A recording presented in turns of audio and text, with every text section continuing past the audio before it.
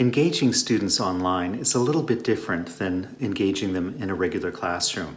In a regular classroom, you can look and see who's paying attention, who's not, who needs a little bit more encouragement, who's maybe sleeping at the back of the class or checking their phones. You can deal with all of that very simply.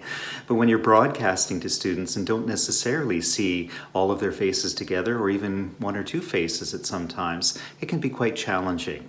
What do you have to do? Well, it starts with setting very high expectations for what the students need to do in order to engage in the classroom. I find it useful to set goals. You might want to set short-term, medium-term, and long-term goals.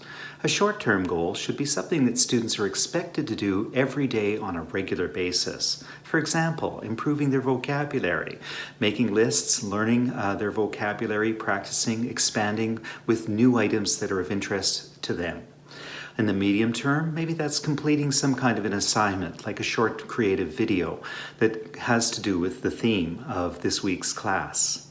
The long-term idea is to do something more extensive that requires more time, but maybe little bits of time to accomplish, such as reading a book in English. As students work through their goals, get them to report regularly on their progress, making sure that they're keeping on task. It also helps if they can have a partner or a group of partners to monitor their progress as well.